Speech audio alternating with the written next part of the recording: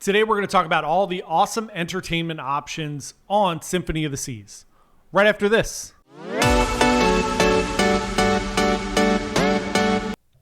Hey everyone, Johnny from Bite Size Cruises. Welcome back to our channel. If it's your first time here, welcome. We are a travel agency that tries to give you the best information so you can make informed decisions about going on your favorite cruise. We try to give you the best ships to go on, try to give you some advice on things to look out for. Our goal here is just to be honest and accurate. We're not trying to sell you on a particular ship or a particular cruise line. We'll give you all the pros and cons so you can make the best decision.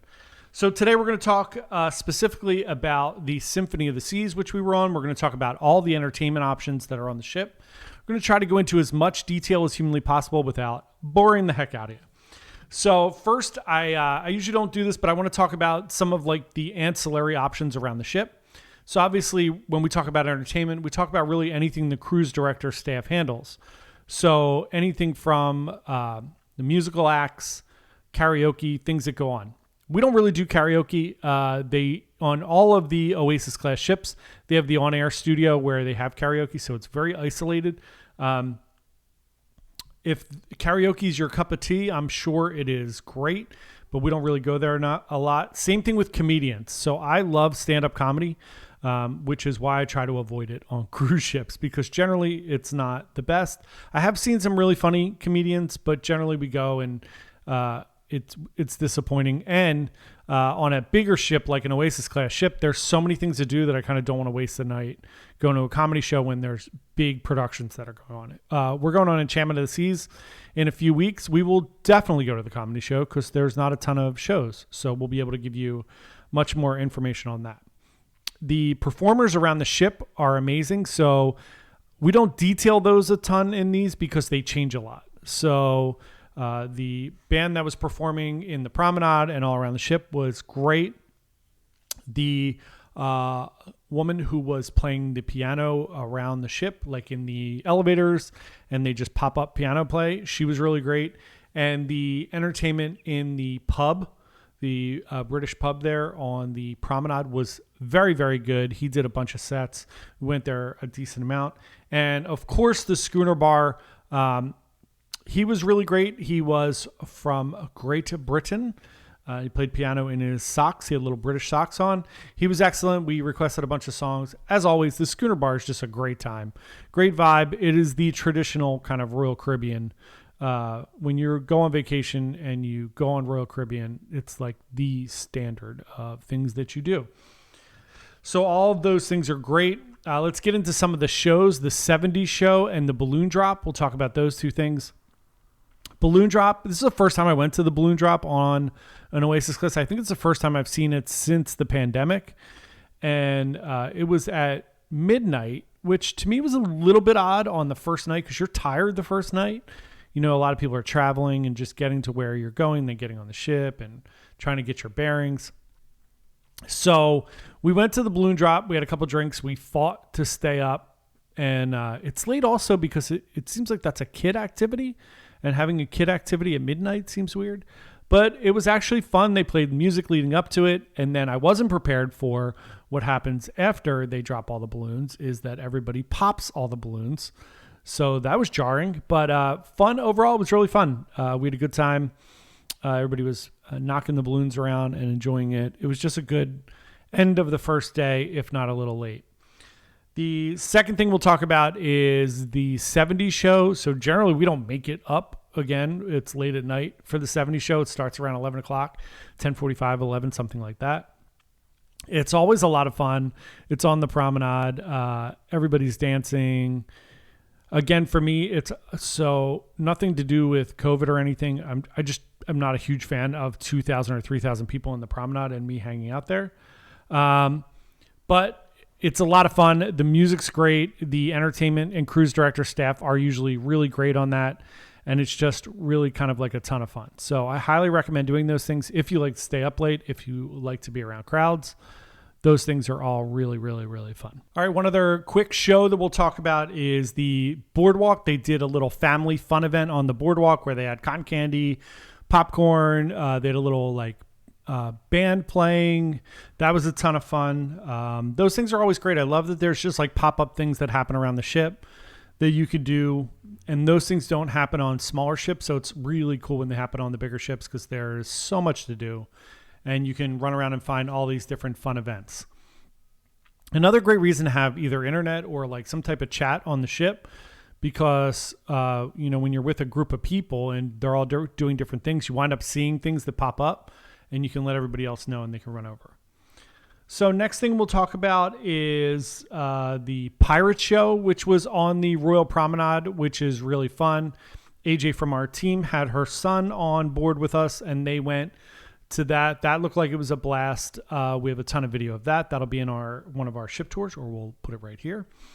So I think everybody would like that too, especially if you have kids. That's a little fun event too. There are way more things going on now as we come out of the pandemic than when we started sailing right after the pandemic or right in the middle of the pandemic. And it was still very pared down. There was no, promenade things going on. There was no 70s party. There was no nothing. So it's nice to see things almost back to normal.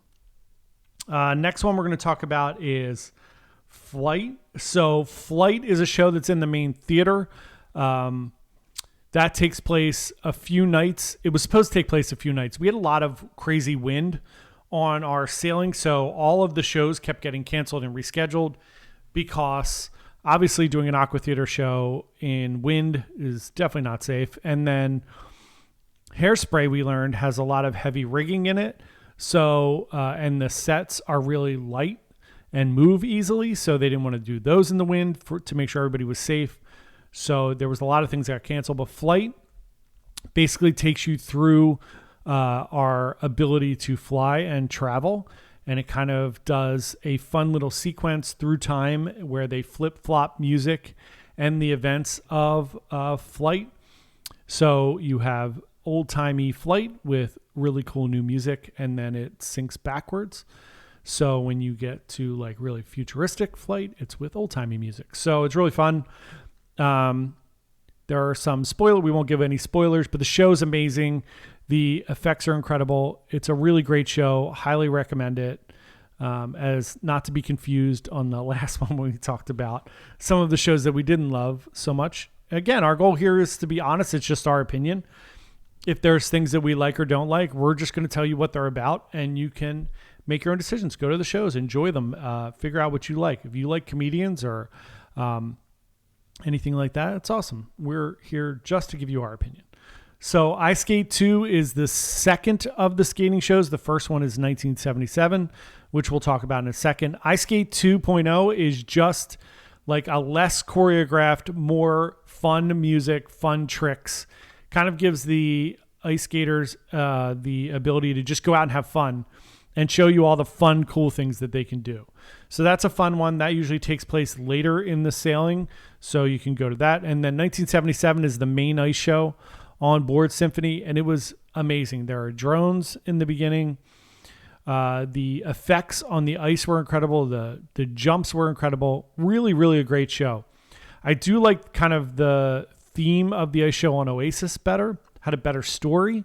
But again, the staff, so talented, and they do crazy tricks. It's unreal that they can do these things on a cruise ship. It's just incredible. Next one we'll talk about is Hairspray. So I got lucky. We were able to see Hairspray, the full show.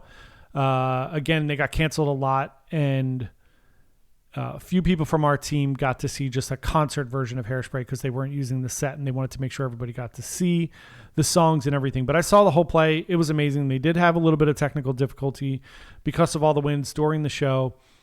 They took a 10-minute break and came back and finished it up, and it was amazing. So great musical, great show. Better than Cats. And it was really, really fun.